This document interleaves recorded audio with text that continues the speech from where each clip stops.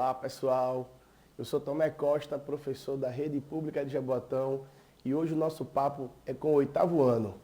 No dia de hoje, a gente vai conversar um pouco sobre a Revolução Inglesa e a crise do absolutismo inglês. Vamos dar uma olhadinha aqui no slide para a gente entender de uma forma simples o que foi a Revolução Inglesa. A Revolução Inglesa foram conflitos que aconteceram na Inglaterra no século XVII e que mudaram a monarquia inglesa e deixaram a burguesia no poder de uma maneira mais forte, tá certo? A Revolução Inglesa ela está dividida em 4 partes. Vamos ver aqui. A gente tem a primeira parte que é a Revolução Puritana e a Guerra Civil. Esse período vai durar 9 anos. Vamos ter a República de Oliver Cromwell em seguida, que vai de 1649 até 1658. A gente vai ter a terceira etapa, que vai ser a restauração da dinastia Stuart, ou seja, vamos ter o retorno dos reis dessa família para retomar o poder. Isso vai acontecer entre 1660 e 1668. Por fim, nós vamos ter a Revolução Gloriosa, que vai ser o fim da Revolução Inglesa. Mas esse assunto, esse tópico, a Revolução Gloriosa, a gente vai estudar ele à parte. Então, para a gente poder entender o que foi a Revolução Inglesa, vamos dar uma passadinha aqui no contexto social, político da Revolução, tá certo? Do que foi a Inglaterra nesse período. A gente vai ter no começo do século 3 grupos da sociedade inglesa enriquecendo com suas atividades comerciais. A burguesia, que era dividida em 2 grupos principais. O grupo da manufatura e o grupo dos comerciantes. Também eu não sei o que é manufatura. Manufatura era a estrutura de produção que havia antes da indústria. Eram como as pessoas fabricavam os produtos, os artigos, os objetos que eram necessários para a nossa vida antes da produção com o uso de máquinas. As pessoas utilizavam geralmente oficinas ou as suas próprias casas para poder realizar essa produção. A gente vai ter o pequeno nobre rural, né, gentry, tá certo? Que era uma espécie de nobre que ele estava ainda, né, na base, ele tinha um título de nobreza pequeno e esse título estava associado à terra que ele possuía.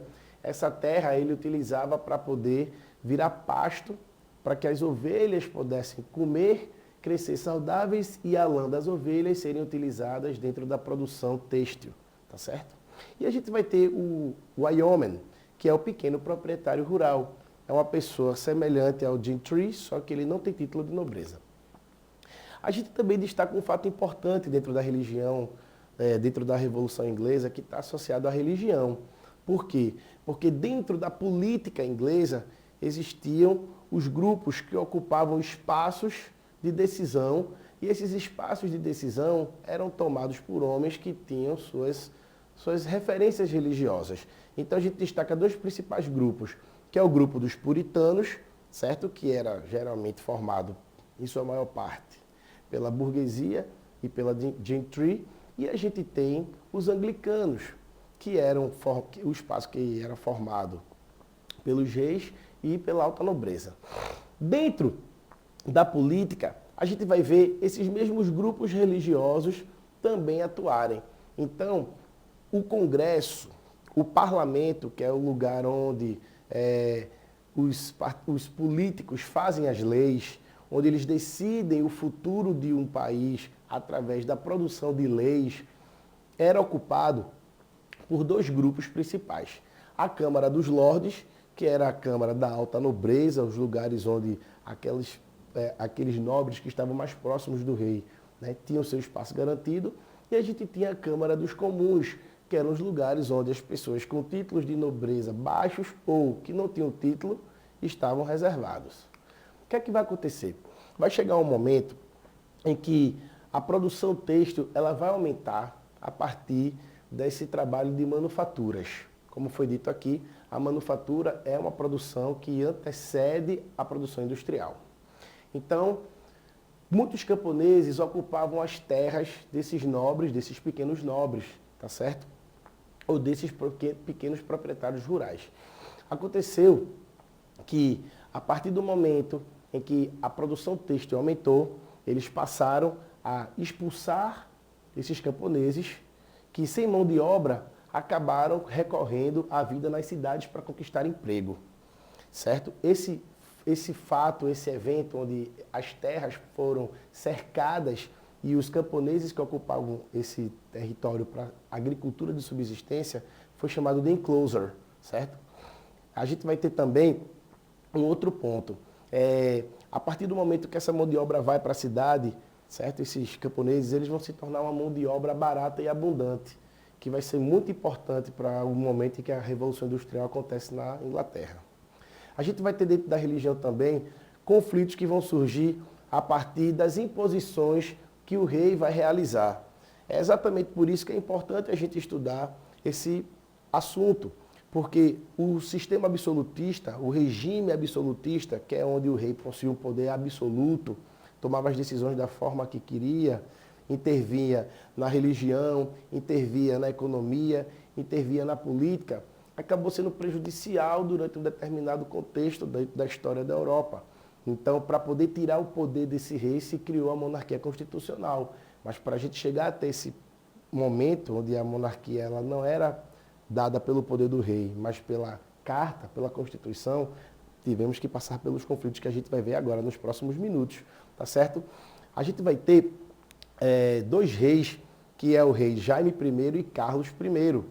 O rei Jaime, tá certo? Ele era primo da rainha Elizabeth I. Então, quando a rainha Elizabeth morre, quem vai assumir é o rei Jaime, que era primo dela. E o rei Jaime, ele era de uma família Stuart, diferente da família da rainha que morreu, que era a família Tudor. Então, os nomes das famílias reais nós chamamos de dinastias. Então, o rei Jaime I, ele era da dinastia Stuart. Jaime I, bem como seu filho, eles passaram a ter problemas, né, com os outros grupos sociais da Inglaterra, porque eles quiseram impor, ou seja, obrigar as pessoas a seguirem, tá certo, a religião anglicana. E a maioria das pessoas, como a gente viu no slide, né, anterior, né, que ocupavam espaços dentro da Câmara, dentro do parlamento inglês, elas eram da religião puritana. Então, se sentindo contrariados, os reis acabaram fechando o parlamento. E isso demonstra essa autoridade, né? Essa posição autoritária que prejudica os andamentos da política.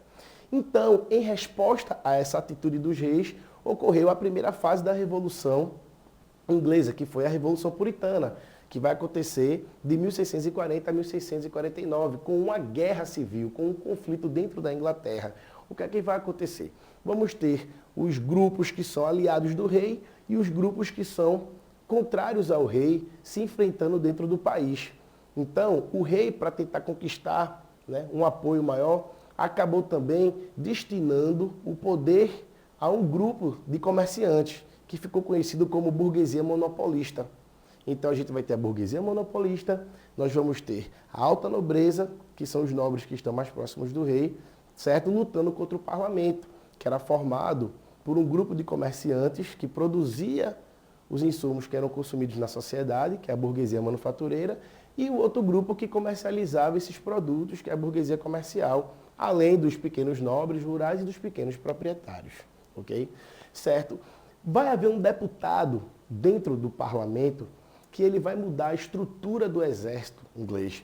O exército, ele tinha, para você participar do exército, você precisava ter uma linhagem nobre, né, ancestral. E esse deputado, chamado de Oliver Cromwell, ele vai criar um modelo de exército em que você, sendo um bom soldado e se destacando, você pode ganhar postos de oficiais.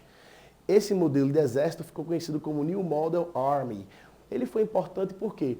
Porque foi ele que venceu esse primeiro momento, essa primeira parte da Revolução Inglesa, e com a vitória dos puritanos, comandados por Oliver Cromwell, com seu New Model Army, a gente vai ter o segundo momento da Revolução, que vai ficar conhecido como a Era Cromwell, tá certo? Ou então a República de Cromwell. Vamos ver aqui o slide rapidinho. A gente pode notar, né, no canto direito do slide, a foto de Oliver Cromwell, tá certo? E aí, o que é que Cromwell vai fazer para poder restabelecer uma ordem dentro da Inglaterra? Ele vai confiscar terras do rei e da igreja e vai vender essas terras aos seus aliados da burguesia e da gentry, tá certo? Com isso, ele também, além de apoio político, ele vai conquistar, né, uma recuperação econômica. A gente vai ter também um momento em que ele vai usar um dispositivo jurídico muito importante dentro da história da Inglaterra, conhecido como atos de navegação, que vai fazer com que a Inglaterra ganhe muito dinheiro.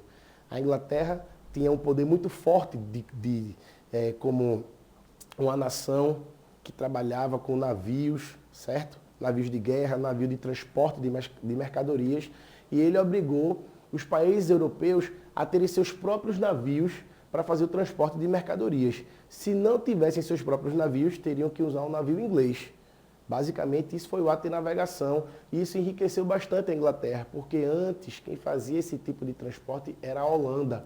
Então a Holanda entrou numa guerra com a Inglaterra, perdeu e a Inglaterra começou a acumular capital a partir dessa ação que foi consequência dos atos de navegação.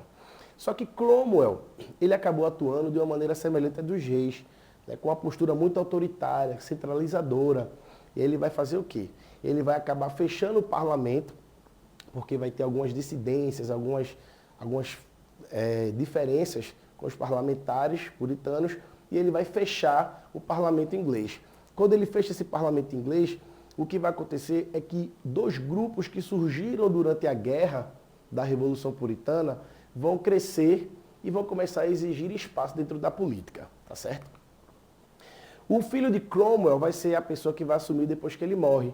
Então, os dois grupos que ficaram conhecidos como niveladores e cavadores vão se opor diretamente ao filho de Oliver Cromwell, que era Ricardo Cromwell.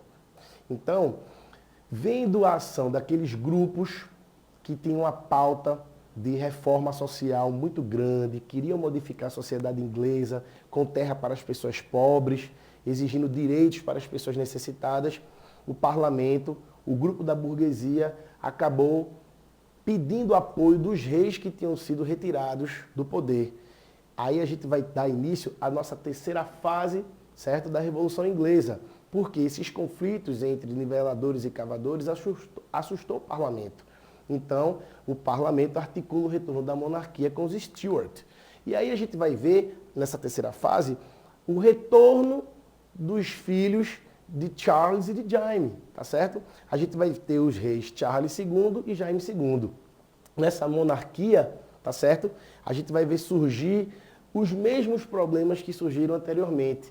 Vamos ver, no caso do rei Charles, o surgimento de uma postura autoritária, tá certo? Eles, como os reis que estão surgindo, poderiam ter um diálogo mais efetivo com o parlamento, só que eles não fizeram isso. Então, o rei Charles, ele acaba fechando, o rei Charles II, ele acaba fechando o parlamento. E aí, nesse conflito que ele vai ter, depois que ele morre, o filho dele, que é Jaime II, acaba recuperando o parlamento, mas se aproximando de um grupo religioso, que eram os católicos, e concedendo benefícios econômicos para os católicos. E isso não vai ser legal. Isso vai deixar muito descontente o parlamento, que era composto por puritanos. Então aí a gente vai ver a quarta fase se iniciar, porque o parlamento vai dar início a uma articulação para tirar esses reis que eles colocaram no poder, do poder. Eles vão tirar o poder de quem eles colocaram no poder, tá certo? Que vai ser a Revolução Gloriosa, que é o tema do nosso próximo encontro. Então vamos dar uma revisão geral aqui para a gente finalizar o dia de hoje. A Revolução Inglesa foi marcada por conflitos políticos e religiosos, principalmente. Vamos ver a expulsão dos camponeses das terras comuns que existiam na Inglaterra. Esse evento foi chamado de cercamentos, ou em inglês, enclosures, tá certo?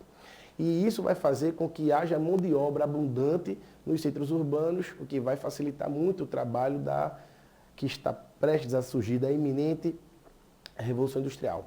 A gente tem a pequena nobreza, os pequenos proprietários de terra, nós vamos ter também a burguesia comercial e manufatureira se tornando forte no poder. São eles que vão ocupar o espaço onde as leis são realizadas dentro da Inglaterra e com isso eles podem pensar em leis que beneficiem a economia de uma maneira mais efetiva, sem a presença da imposição do rei. E aí a gente vai ver as fases da Revolução Inglesa marcando a evolução da monarquia inglesa, a transformação da monarquia inglesa com essa ampla atuação do grupo que decide as leis, que é o parlamento. Vamos deixar um desafio aqui para vocês. citem as fases da Revolução Inglesa e até o nosso próximo encontro, pessoal. Tchau, tchau.